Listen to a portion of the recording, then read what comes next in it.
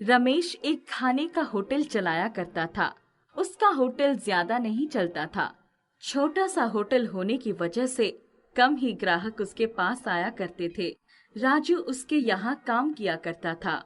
साहब, खाना तो बना लेते हो, ग्राहक तो आते ही नहीं। तेरा काम खाना बनाने का है। तू खाना बना। ग्राहक आना और ना आना बाद की बात है। तू अपने काम पर ध्यान दे बस। काम पर ही ध्यान दे रहा हूँ साहब, ग्राहकों को भी देखना तो मेरा काम है। बहुत ज्यादा बोल रहा है।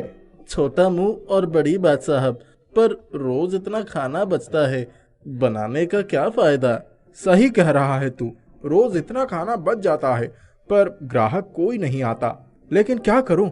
इसके अलावा और भी तो कोई काम नहीं कर सकता। मुझे और कोई काम आता भी तो नहीं है। रात बहुत हो गई है साहब, मैं घर जाऊं? अब तो कोई ग्राहक आने वाला नहीं है। ठीक है, अब तू घर जा। मैं देखता हूं कोई आएगा तो। रमेश ऐसे ही बैठे सोच रहा था। उस दिन भी कोई ग्राहक नहीं आया। उसने वो खाना एक थैले में भरा और वहां गया जहां गरीब लोग रहा करते थे। झोपड़ी में जाकर उसने देखा कि कुछ लोग भूखे पेट सो रहे हैं। ये खाना मैं फेंकने जा रहा था, पर इससे अच्छा है कि कोई इसको खा ले। ये गरीब लोग ही अपना पेट भर ले। वैसे भी तो ये फिकेगा ही।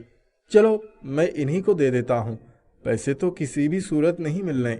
रमेश खाना बांट रहा होता है तो उसी दौरान उसे एक झोंपड़ी में एक अपाहिज औरत दिखती है जिसके हाथ नहीं होते। साहब, आपने बहुत अच्छा किया जो यहाँ खाना ले आए। मेरे हाथ नहीं है, खाना मैं बना नहीं सकती। आप लोगों की रहमत पर ही जिंदा हूँ अभी तक। तुम चिंता मत करो, मैं तुम्हारे लिए रोज खाना लेकर आ जाऊंगा। तुम्हें अब बनाने की चिंता नहीं करनी पड़ेगी। भगवान तुम्हारा भला करे। साहब, अगर मेरे हाथ होते तो मैं खुद ही बना लेती। अब तो मैं लाचार हो चुकी हूँ, कहाँ से खाना बनाऊं? जो खाना रात को रमेश के होटल में बच जाता था वो प्रियंका को रोज लाकर देता। ऐसे ही उसे कई दिन हो गए। एक दिन प्रियंका ने उसे रोक कर कहा, साहब, आपने मुझे बहुत दिन तक खाना खिलाया है, इसके लिए मैं आपको कुछ देना चाहती हूँ। मुझे कुछ नहीं चाहिए। तुम्हारा पेट भर सकूं इतना ही मेरे लिए काफी है। साहब, मेरे पास कुछ और तो देने के लिए नहीं है, पर जब मेरे हाथ सही सलामत थे मैं करी पाउडर बनाया करती थी। सारे करी पाउडर खराब हो गए, परंतु वो एक करी पाउडर का डिब्बा बचा है। मैं चाहती हूँ कि आप इस करी पाउडर के डिब्बे को ले जाएं और अपने खाने में इस्तेमाल करें। क्या करूंगा इस करी पाउडर का मैं? खाना तो फिर भी स्वादिष्ट नहीं बनता। कोई ग्राहक आता नहीं है। बेकार में इसे भी बेकार कर दूंगा। साहब, आप इस करी पाउडर को ले जाइए और अपने खाने में प्रयोग कीजिए। क्या पता इससे खाना अच्छा बन जाए। मेरे लिए तो ये खाना बहुत स्वादिष्ट होता है जो आप बनाते हो। इसमें आपके सेवा भाव का स्वाद होता है। आप जो हमारे लिए कर रहे हो वो हर कोई नहीं करता। रमेश प्रियंका से वो करी पाउडर का डिब्बा ले लेता है और अपने घर वापस आ जाता है और बैठकर सोचने लगता है कि इस करी पाउडर को किस में डाले। ये ले राजू, आज खाने में इसको डालकर बना। रोज खाना मैं बनाता हूँ साहब, कोई खाता नहीं है। ऐसा करो, आज आप ही खाना बनाओ। क्या पता आपके बनाने से खाना अच्छा बने और हर कोई खाने के लिए आए। चल ठीक है, मैं ही बनाता हूँ आज खाना। रमेश खाना बनाना शुरू करता है और खाने में वही करी पाउडर मिला देता है। अचानक से उस करी पाउडर के मिलने से खाना इतना स्वादिष्ट बनता है कि उसकी खुशबू हर जगह फैल जाती है। अरे साहब, आपने क्या मिलाया है इस खाने में? इसकी खुशबू तो इतनी अच्छी लग रही है कि जी कर रहा है सारा खाना मैं ही खा जाऊं। सच में राजू? हाँ साहब, वो देखो, ग्राहक भी दौड़ दौड़ कर आ रहे हैं। आज तो लगता है खाना भी कम पड़ जाएगा। ये तो चमत्कार हो गया। कहाँ कोई नहीं आता था हमारे होटल में, और अब वो इतने सारे लोग दौड़ते हुए आ रहे हैं। जल्दी जल्दी टेबल सजा राजू। रमेश के होटल में बहुत सारे लोग एक साथ खाना खाने आ जाते हैं और सभी उसके खाने की मांग करते हैं। सभी पेट भर खाना खाते हैं और खाने की बहुत तारीफ करते हैं। रमेश दोबारा खाना बनाता है, परंतु जितना मसाला उसमें डालता था वो मसाला और बढ़ जाता था। खाना भी बहुत स्वादिष्ट बन जाता था। ये सब क्यों हो रहा है? इस करी पाउडर को जैसे ही मैंने खाने में मिलाया, हर शख्स इसको खाने के लिए बेचैन हो गया, और जितना मैं इसको खाने में प्रयोग करता हूँ ये उतना ही बढ़ जाता है। क्या ये करी पाउडर सच में जादुई है? साहब, खाना फिर से कम पड़ गया है, दोबारा बना दीजिए। आज तो चांदी ही चांदी हो गई है, बहुत मुनाफा हुआ है। ये तो बहुत खुशी की बात है। रमेश इसी तरह से उस करी पाउडर की सहायता से खाना बनाता था और ग्राहकों को वो खाना बहुत पसंद आता था। अब रमेश ने अपना छोटा सा होटल बड़ा कर लिया था और हर सुविधा को उसमें ले आया था। सब रमेश के यहाँ पर खाना खाने के लिए आते थे। अब खाने के टेबल के लिए इंतजार भी करना पड़ता था। राजू, जल्दी से खाना बनाने में मेरी मदद कर। पर साहब, ग्राहक तो अब कहाँ आएंगे? हमने तो दुकान बढ़ा दी है, आप रोज एक्स्ट्रा खाना क्यों बनाते हैं? राजू, आज मैं जो भी हूँ इस एक्स्ट्रा खाने की वजह से ही हूँ। इस एक्स्ट्रा खाने को मैं नहीं छोड़ सकता। जल्दी जल्दी इसे थैली में पैक कर दे और मैं जा रहा हूँ। दुकान बढ़ाकर आ जाइयो। पर आप कहाँ जा रहे हो? रोज इतना सारा खाना पैक करवाते हो और कहाँ लेकर जाते हो, पता ही नहीं चलता।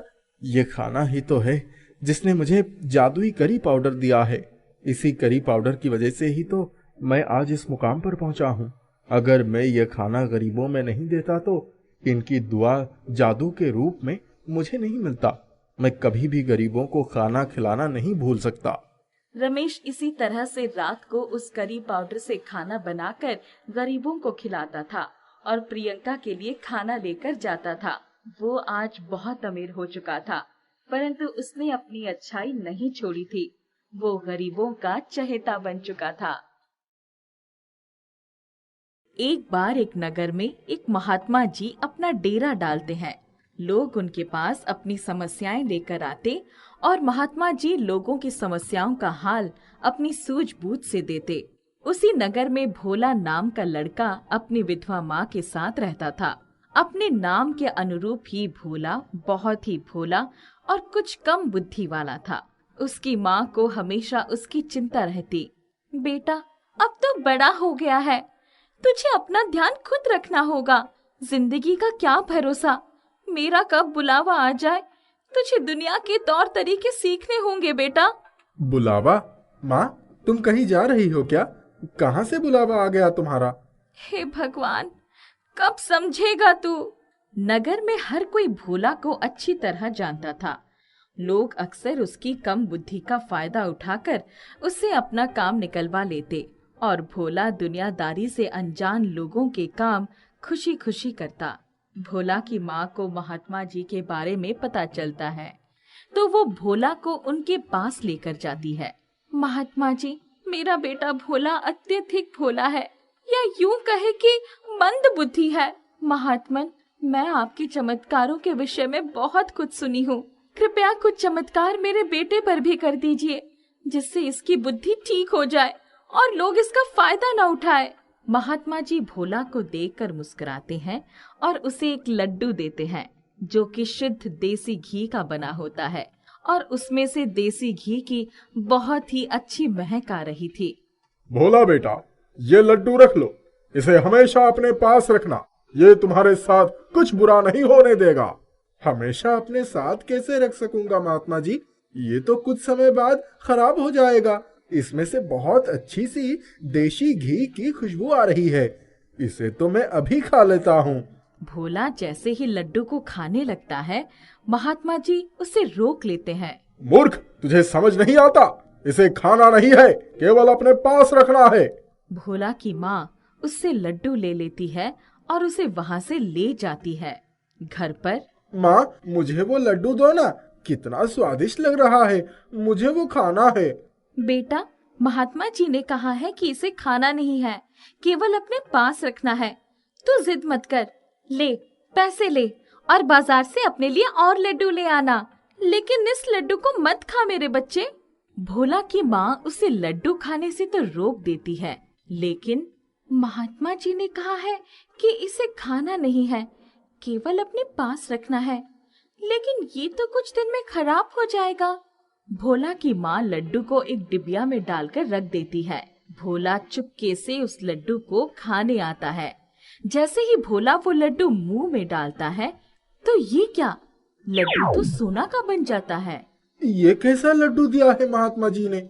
ये तो टूटता ही नहीं है। इससे अच्छा तो महात्मा जी कुछ और मिठाई दे देते। भोला तो इतना कहते ही वहाँ मिठाई का ढेर लग जाता है। अलग अलग तरह की मिठाइयाँ आ जाती है। भोला उन्हें देखकर बहुत ही हैरान और बहुत खुश होता है। अरे वाह, लगता है महात्मा जी यहीं कहीं आसपास ही है, जो मेरे इतना कहते ही इतनी सारी मिठाइयाँ भेज दी। भोला खुशी खुशी मिठाइयाँ खाता है और इतने में भोला की माँ भी वहाँ आ जाती है। अरे, ये इतनी सारी मिठाइयाँ कौन लाया? अरे माँ, तुमको नहीं पता, ये सब मिठाइयाँ वो महात्मा जी ने भेजी हैं।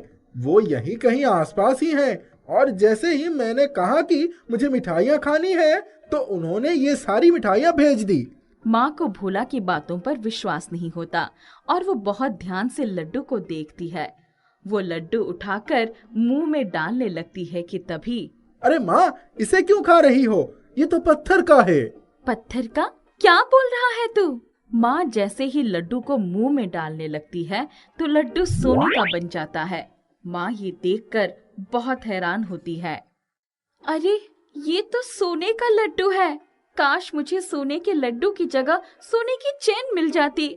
माँ के इतना कहते ही उनके सामने एक सोने की चेन आ जाती है। माँ को ये सब देखकर अपनी आंखों पर यकीन नहीं होता। लगता है महात्मा जी का ये दिया लड्डू कोई मामूली लड्डू नहीं, बल्कि कोई जादुई लड्डू है। महात्मा जी ने कहा था कि इस लड्डू को अपने पास रखने से सब ठीक हो जाएगा। काश ये लड्डू मेरे भोले को एक मामूली मंदबुद्धि लड़के से एक सुंदर राजकुमार में बदल सकता।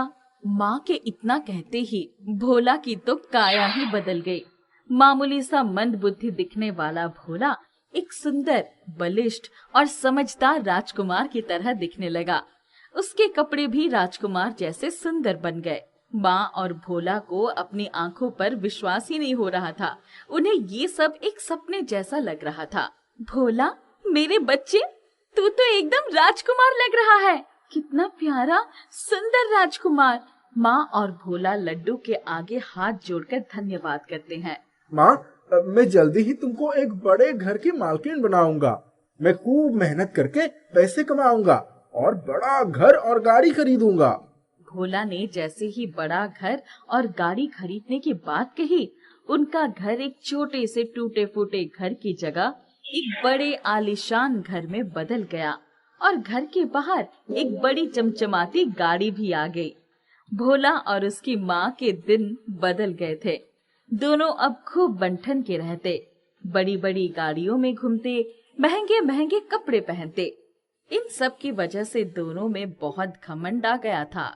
एक दिन महात्मा जी भोला और उसकी माँ से मिलने उनके घर आते हैं। घर का दरवाजा खुला देखकर महात्मा जी घर के अंदर आ जाते हैं और आवाज लगाते हैं, भोला बेटा, कहाँ हो तुम? अरे रे रे, कौन हो तुम और कहाँ घुसे चले आ रहे हो? भोला बेटा, लगता है तुमने मुझे पहचाना नहीं। याद है तुम अपनी माँ के साथ मेरे आश्रम आए थे? आए थे तो क्या हुआ? आप इस तरह हमारे घर घुसे चले आएंगे? भोला बेटा, दरअसल मुझे तुम्हारी मदद की जरूरत थी। कैसी मदद? मेरे पास फालतू लोगों के लिए समय नहीं है। चलो निकलो यहाँ से, मेरे पास बहुत काम है। इतने में भोला की माँ अंदर से आती है। कौन है भोला बेटा? किससे बात कर रहा है? बेटी, मैं हूँ, पहचाना मुझे? कौन हो तुम और हमारे घर में कैसे घुसे? निकलो बाहर, नहीं तो मैं पुलिस को बुला लूंगी। बोला ना, निकलो बाहर, सुनाई नहीं देता? लगता है अत्याधिक धन ने तुम लोगों का दिमाग खराब कर दिया है। ये मत भूलो, मेरे ही कारण आज तुम यहाँ हो। तुम्हारे कारण नहीं, अपने दम पर यहाँ हूँ मैं, समझा बुढ़े? चल अब निकल यहाँ से। भोला धक्के मारकर महात्मा जी को घर से बाहर निकाल देता है। जिस लड्डू के कारण तुम लोग इतना उड़ रहे हो, मैं उसकी जादुई शक्तियाँ खत्म करता हूँ। अब देखता हूँ क्या करते हो तुम लोग। महात्मा जी के इतना कहते ही भोला का आलीशान घर, गाड़ी सब गायब हो गए और उस जगह वही पुराना टूटा फूटा घर आ गया। भोला एक सुंदर राजकुमार की जगह वही मंद बुद्धि भोला बन गया। भोला की माँ की हालत भी पहले जैसे हो गई। भोला की माँ उसे लेकर महात्मा जी के पास दौड़ती हुई जाती है। महात्मा जी, हमें क्षमा कर दीजिए, हमने आपके साथ बहुत बुरा व्यवहार किया, हमें क्षमा कर दीजिए महात्मा जी। कौन हो तुम? मेरे पास क्यों आए हो? चलो भागो यहाँ से। महात्मा जी, दौलत की चकाचौंध ने हमें अंधा बना दिया था, हमसे बहुत बड़ी भूल हो गई। मुझे कोई धन दौलत नहीं चाहिए, बस आप मेरे बेटे को वैसे ही समझदार सुंदर राजकुमार बना दीजिए। कदापि नहीं। मैंने तुम्हारे बेटे को एक मौका दिया था, लेकिन मुझे लगता है ये इसी तरह जीवन जीने योग्य है, क्योंकि सफलता इसे रास नहीं आई। अब ये जीवन भर ऐसे ही रहेगा। भोला अपनी माँ के साथ घर वापस आ जाता है। माँ को अपने किए पर बहुत अफसोस होता है, लेकिन अब कुछ नहीं हो सकता था। गंगा नदी के किनारे सुंदरपुर नाम का एक गांव बसा हुआ था। उस गांव में मदन नाम का एक गरीब किसान रहता था। गांव में उनकी थोड़ी सी जमीन थी। फसल से जो आमदनी होती उसी से अपने परिवार का खर्च चला लेता था। घर में उसकी पत्नी चंपा थी, जो घर का काम करने के साथ अपने पति के साथ भी मेहनत मजदूरी करती थी। उनका एक ही बेटा था, शरद। प्यार से सब उसे पिंकू बुलाते थे। एक दिन, माँ, मेरा स्कूल बैग बिल्कुल पुराना हो गया है, इसमें से मेरी किताबें गिर जाती है, मुझे नया बैग दिलवा दो। अभी 2 साल पहले 7वीं में ही तुम्हारे लिए बैग खरीदा था। माँ, मैं कुछ नहीं जानता, मेरा बैग फट गया है, मेरे लिए बैग नहीं आएगा तो मैं स्कूल नहीं जाऊंगा। स्कूल तो जाना ही होगा, इतनी जिद करने से बैग थोड़ी मिल जाएगा। चलो जल्दी तैयार हो जाओ स्कूल के लिए। तुम्हारा पढ़ाई लिखाई में मन तो लगता नहीं है, बस उल जलूल मांगे करते रहते हो। पिंकू पैर पटकते हुए उठा और तैयार होकर स्कूल चला गया। उसको स्कूल जाने का बिल्कुल भी मन नहीं था। एक तो पहले ही उसको पढ़ना लिखना बिल्कुल भी पसंद नहीं था, ऊपर से फटा पुराना बैग। आज स्कूल जाऊंगा ही नहीं, नदी के किनारे चलकर बैठता हूँ। वो नदी के किनारे पहुंचा ही था कि उसने देखा कि नदी में एक व्यक्ति पानी में हाथ पैर मार रहा था और बचाओ बचाओ चिल्ला रहा था। आप चिंता मत करो, मैं अभी आया। इतना कहकर वो नदी में कूद गया और उस व्यक्ति को बाहर निकाल लाया। आसपास के कई लोग इकट्ठा हो गए थे। पिंकू ने उसे जमीन पर पेट के बल लिटाकर उसके पीठ पर जोर लगाया ताकि उसके पेट में गया हुआ पानी निकल सके। थोड़ी देर बाद ही उसे होश आ गया। वो उठकर बैठ गया। मुझे किसने बचाया? सबने पिंकू को आगे कर दिया। यही है वो बहादुर लड़का जिसने आपको बचाया है। आप हैं कौन? इस गांव में तो आपको कभी देखा ही नहीं। मेरा नाम भवानी प्रसाद है, नदी के उस पार वाले गांव का रहने वाला हूँ। अपने काम के सिलसिले में इस गांव में आया था, परंतु आज सुबह जब नदी में नहाने के लिए घाट पर आया तो पता नहीं कौन मेरा पैसों से भरा हुआ बैग ले गया और मुझे धक्का देकर नदी में गिरा दिया। दरअसल मुझे तैरना भी नहीं आता। ओह, चलिए आप हमारे घर चलकर आराम करिए। आपकी तबीयत ठीक हो जाएगी तो अपने गांव चले जाइएगा। ठीक है, चलो। पिंकू भवानी प्रसाद को साथ लेकर घर आ गया। माँ, भवानी प्रसाद को खाने के लिए कुछ दे दो। ये थोड़ा आराम कर लें, फिर इन्हें इनके गांव पहुंचा कर आता हूँ। ठीक है। उसकी माँ ने भवानी प्रसाद को बड़े प्रेम से खाना खिलाया। अब आप आराम कर लीजिए, शाम को मैं आपको छोड़कर आता हूँ। तुम लोग बहुत ही नेक और दयालु हो। अभी तो मेरे पास तुम्हें देने के लिए कुछ भी नहीं है, पर जब तुम हमारे गांव चलोगे तब मैं तुम्हें कुछ उपहार अवश्य दूंगा।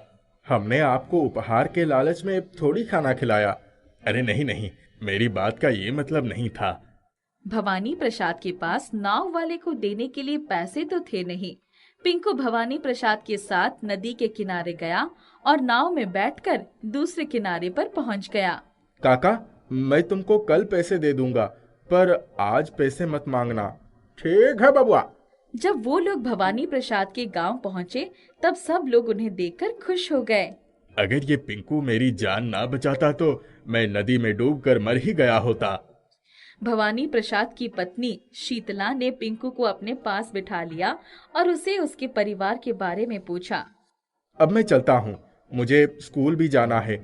आप लोग कभी मेरे गांव आए तो हमारे घर जरूर आइएगा। रुक जाओ पिंकू, तुम्हें कुछ देना है। शीतला कमरे में वापस आई तो उनके हाथ में एक काले रंग का बैग था। पिंकू, ये बैग तुम्हारे लिए है, बहुत संभल कर ले जाना और इसमें का सामान अपनी माँ को दे देना।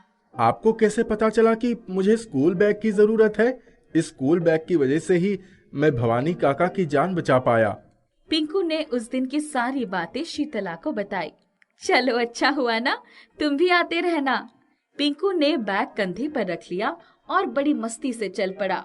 तभी बैग इतना भारी क्यों है? आखिर इसमें क्या है?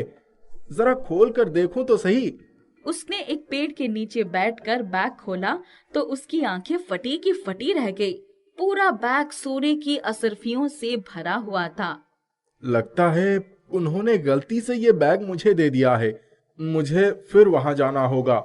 वहीं से वो उनके घर के लिए पीछे मुड़ गया। उनके घर पहुंचा तो क्या हुआ पिंकू? लगता है आप लोगों ने गलती से मुझे अशरफियों से भरी बैग दे दिया है। पिंकू, गलती से नहीं, तुम इसके हकदार हो बेटा। जाओ जल्दी जाओ, अपने माँ को दे देना ये असरफियाँ। पिंकू फिर बैग दबाए जल्दी जल्दी नदी के किनारे बढ़ गया। नाव में बैठकर घर गया और माँ को सारी असरफियाँ देते हुए, माँ, ये अशरफियाँ संभल कर रख लो। मैं स्कूल जा रहा हूँ, मुझे बैग मिल गया है। इतनी असरफियाँ कहाँ से आई? भवानी काका की जान बचाने की वजह से उन लोगों ने मुझे ये बैग और अशरफियाँ दी हैं। इतना कहकर उसने बैग उठाया और स्कूल जाने के लिए साइकिल पर बैठ गया। साइकिल पर बैठते ही उसकी साइकिल हवा में उड़ने लगी और पलक झपकते ही वो स्कूल पहुंच गया। वो हक्का बक्का सा स्कूल में पहुंचकर अपनी कक्षा में चला गया। अपनी सीट पर बैठा ही था कि जो लड़की नीला कभी उससे बात भी नहीं करती थी, वो उसके पास आकर खड़ी हो गई। शरद, आज मैं तुम्हारे साथ वाली सीट पर बैठ जाऊं? उसने झट अपनी सीट पर से उठकर नीला को बैठने की जगह दे दी। मैं सपना तो नहीं देख रहा हूँ। आज मेरे साथ ये सब क्या हो रहा है? तुमने कुछ कहा क्या? नहीं नहीं, दरअसल आज मुझे स्कूल आने में देर हो गई थी ना, इसीलिए थोड़ा हड़बड़ाया हुआ हूँ। तुम तो हमेशा जल्दी आ जाते हो, फिर आज क्या हो गया? तब तक कक्षा में मैथ्स के टीचर मिस्टर भौमिक आ गए। पिंकू, आज तुम्हें बोर्ड पर ये सवाल हल करके दिखाना है। पिंकू की तो मैथ्स के नाम से ही कंपी छूटने लगती थी। किसी तरह बोर्ड के पास गया, हाथ में चौक लिया और सरसराते हुए सारे सवालों का उत्तर लिख डाला। उसे खुद पर ही आश्चर्य हो रहा था। वाह पिंकू, तुमने तो कमाल कर दिया। पूरी कक्षा ने ताली बजाई। पिंकू को उस दिन बहुत अच्छा लगा। जब वो अपनी सीट पर आकर बैठा तो, पिंकू, मुझे भी मैथ्स पढ़ाओगे? हाँ हाँ, क्यों नहीं। उस दिन जब वो घर आया तो उसकी खुशी का ठिकाना नहीं था। आते ही उसने अपने बैग से किताब कॉपियां निकालकर तख्त पर रख दी। तभी उसकी नजर बैग में पड़ी थैली पर पड़ी। उसने थैली निकालकर देखा। माँ, ये देखो, ये तो अशरफियों से भरी थैली फिर से आ गई। माँ, अब मुझे विश्वास हो गया है कि ये बैग जादुई है। क्या? ये कैसे हो सकता है? देखो तो सही। माँ ने थैली खोलकर देखा तो हैरान रह गई। माँ, हमारे अच्छे दिन आ गए। आज कक्षा में मेरे साथ जो कुछ भी हुआ उससे मुझे यकीन हो गया है कि ये बैग जादुई है।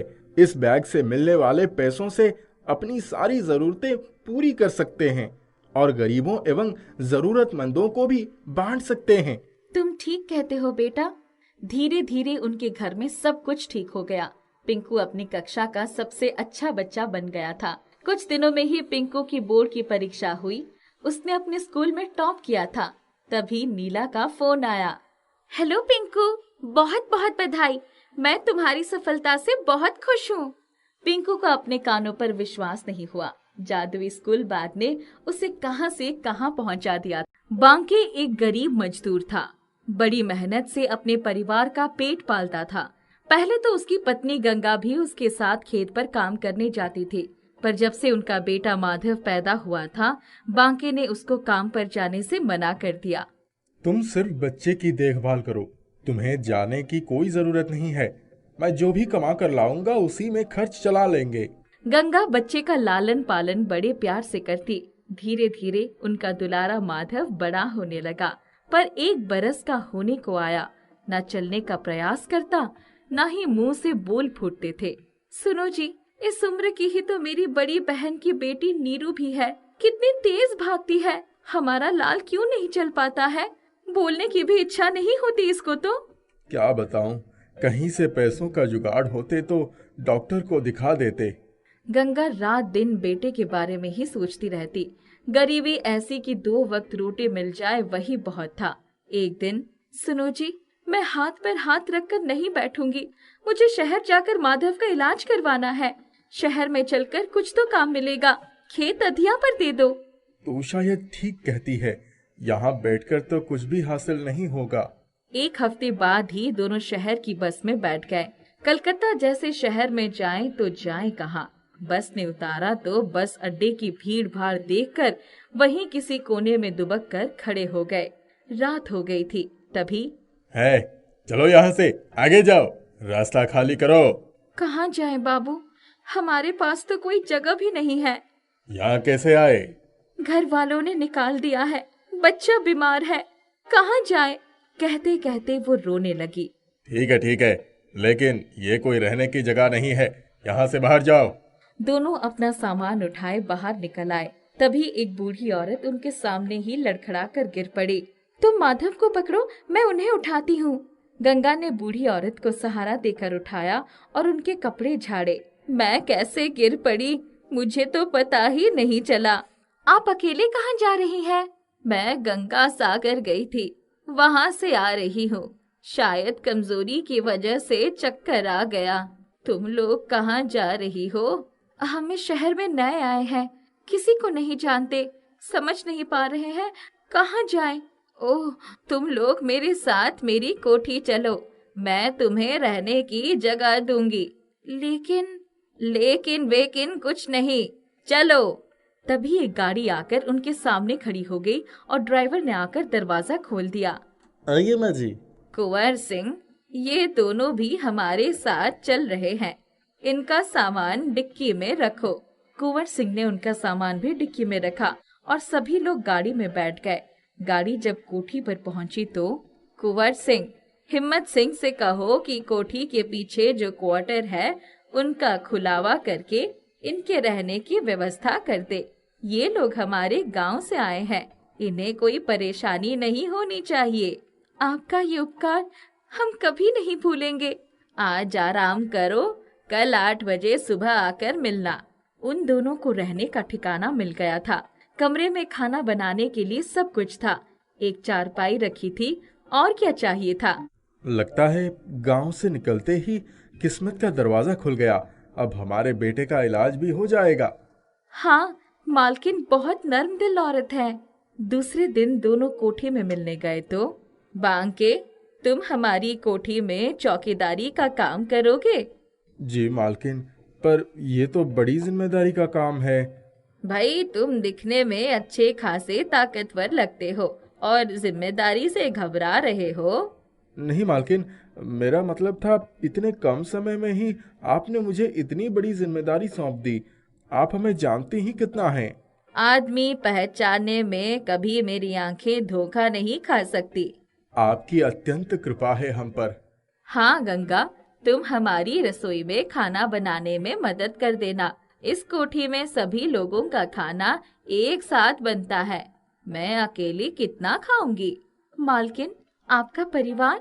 एक बेटा है, विदेश में रहता है, पिछले 5 सालों से नहीं आया। बेटी भी दूसरे शहर में रहती है, साल में 1 बार आती है।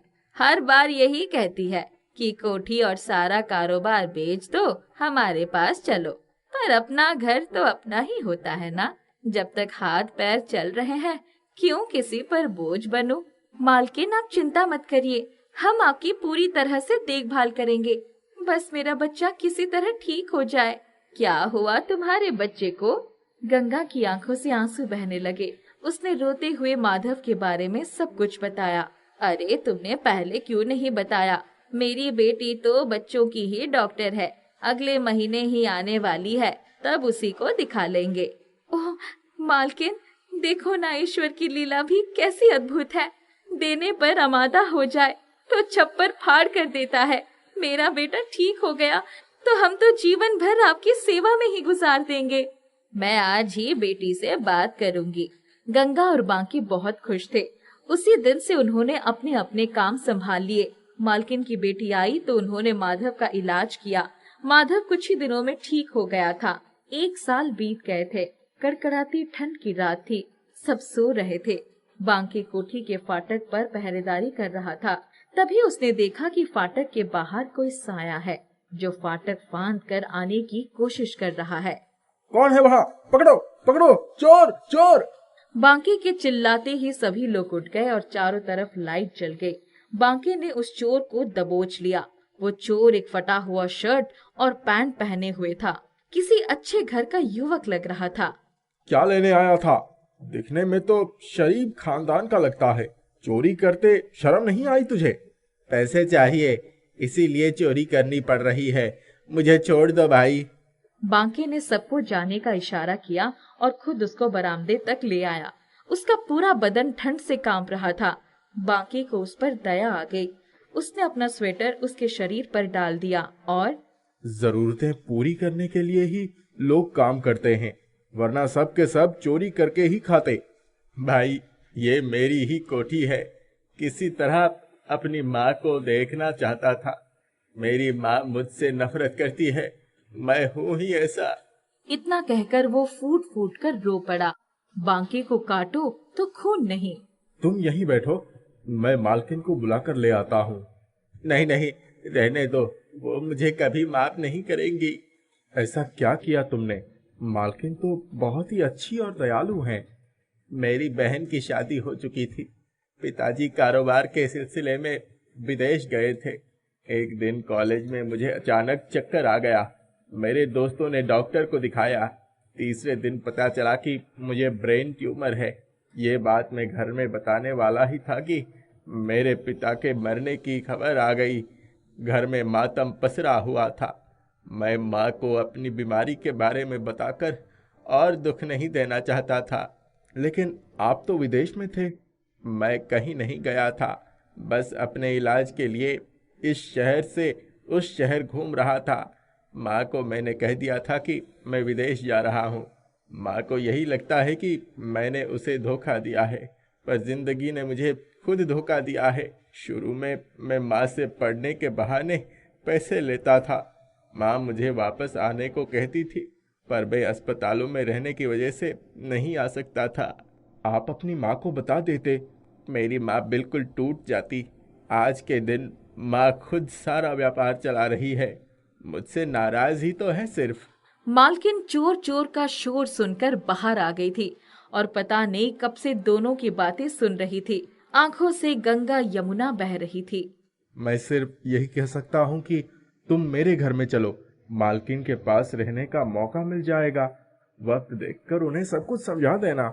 तुमने मुझे बहुत बेवकूफ बनाया। अब नहीं बनाने दूंगी रोहित। माँ की आवाज सुनते ही वो माँ से लिपट गया। माँ, मेरी प्यारी माँ। माँ ने उसे गले लगा लिया। तुम मेरे पास आ गए, मेरे लिए यही बहुत है। मैं बड़े बड़े अस्पतालों में तुम्हारा इलाज करवाऊंगी रोहित। माँ, पिछले 5 साल से इलाज ही तो करवा रहा हूँ। इस बार जैसे ही अस्पताल से छूटा वैसे ही घर की तरफ भागा। अब मैं कहीं नहीं जाना चाहता हूँ, सिर्फ तुम्हारी गोद में आराम करना चाहता हूँ। रोहित की सांसें धोंकनी की तरह चल रही थी। बांके ने सहारा देकर उसे मालकिन के कमरे में पहुंचा दिया। 6 साल बाद माँ की जादुई ममता की छांव में रोहित गहरी नींद में कभी न उठने के लिए समा गया था। दीपा अपनी माँ अनीता के साथ रहती थी। अनीता एक पैर से अपाहिज थी, इसीलिए वह हाथ की मशीन से सिलाई करके घर चलाया करती थी। दीपा गलियों में कबाड़ बीनती थी और घर का खर्च पूरा करती थी। उनके दिन बहुत मुश्किल से बीतते थे। किसी दिन खाने को मिल जाता तो किसी दिन भूखे ही सोना पड़ता। एक दिन दीपा ने अनीता से कहा, माँ, क्या हम जीवन भर इसी तरह से गरीब रहेंगे? क्या हमारे नसीब में कभी अच्छा खाना और अच्छा पहनना नहीं है? हम इस टूटी फूटी झोपड़ी में अपने दिन बिता रहे हैं। क्या हम कभी एक पक्के मकान का चेहरा भी नहीं देख पाएंगे? हाँ बेटा, क्यों नहीं, पर उस भगवान के आगे किसी की नहीं चलती। अगर वह चाहेगा तो तू देखना, हमारे दिन सुधर जाएंगे, हमारा वक्त जरूर बदलेगा। अनीता कहकर अपने काम में लग जाती है और दीपा बाहर गली में कबाड़ बीनने लगती है। वहाँ जाकर देखती है कि दीवारों पर पोस्टर लगा हुआ है जिसमें लिखा है डांस कंपटीशन है और जीतने वाले को 50,000 रुपए का इनाम दिया जाएगा। वह जाकर अपनी माँ से बताती है, माँ, शहर में एक कार्यक्रम का आयोजन होने वाला है जिसमें जीतने वाले को 50,000 रुपए का इनाम दिया जाएगा। कैसा कार्यक्रम? माँ, एक डांस कंपटीशन है। एक काम कर, तू इसमें भाग ले। अरे माँ, मुझे तो नाचना ही नहीं आता, मैं भला कैसे कार्यक्रम में भाग ले सकती हूँ? कोशिश करने में क्या जाता है बेटा, ईश्वर ने चाहा और तू जीत गई तो 50,000 रुपए आ जाएंगे। माँ, मेरे पास तो कपड़े भी नहीं है। तू फिक्र मत कर, मेरे पास कुछ कपड़े बचे हैं, उनको जोड़कर मैं तेरा घाघरा बनाती हूँ, तो उसे पहनकर कार्यक्रम में चले जाना। ठीक है माँ। अनीता उसके लिए कुछ कपड़ों को जोड़कर एक घाघरा बनाती है। उधर दीपा उस कार्यक्रम के स्थल पर जाकर देखती है और वहाँ अपना नाम दर्ज कराती है। वहाँ कुछ अमीर लड़कियाँ भी आई हुई होती हैं और वो उसे चिढ़ाती हैं। क्या यह भी अपना नाम लिखवाएगी डांस कंपटीशन में? अब हमारी यही औकात है कि हम एक कबाड़ बीनने वाली लड़की के साथ कंपटीशन करेंगे। अरे यह कैसे कार्यक्रम में भाग ले सकती है? कार्यक्रम में भाग लेने के लिए तो अच्छे कपड़ों की जरूरत होती है। क्या यह पहन कर आएगी फटे हुए कपड़े? अरे हाँ, जो ड्रेस पहनकर आएगी वो एक फैशन शो बन जाएगा और इसको देखकर सब हंसेंगे, तब यह डांस कैसे कर पाएगी? दीपा उनकी बातों से बहुत उदास होती है और घर आ जाती है। कुछ समय बाद कार्यक्रम का दिन आता है। दीपा अनीता द्वारा बनाए गए घाघरे को पहनकर जैसे ही जाती है, वही तीनों लड़कियां उसको देखकर उसे चिढ़ाती हैं और कहती हैं, आ गई अपनी फेवरेट ड्रेस पहनकर। मेरा घाघरा बहुत अच्छा है। अरे, इस घाघरे पर तो कुछ लगा हुआ है। दीपा मुड़कर देखती है तो उसका घाघरा पूरा गोंद में चिपका हुआ होता है, जिसकी वजह से वह घाघरा पूरी तरह से खराब हो जाता है। वह रोती हुई एक पेड़ के नीचे जाकर बैठ जाती है। वहीं से एक औरत गुजर रही होती है। वह उससे पूछती है, क्या हुआ बेटा, तुम इतनी उदास होकर पेड़ के नीचे बैठी क्यों रो रही हो? मुझे डांस कंपटीशन में भाग लेना था और मेरा घाघरा किसी ने खराब कर दिया। अब मैं स्टेज पर नहीं जा सकती, सब मेरा मजाक उड़ाएंगे। कोई बात नहीं बेटा, हमारा पुश्तैनी घाघरा रखा है, तुम उसको पहन लो। हमारे तो किसी काम का नहीं, हमारे पूर्वजों ने इसको रखा था, शायद तुम्हारे किसी काम आ जाए। औरत उसको घाघरा दे देती है और दीपा उसको पहनकर स्टेज की ओर जाती है। अरे यह तो फिर आ गई मैला कुचैला घाघरा पहनकर। यह तो कितने पुराने टाइम का घाघरा है।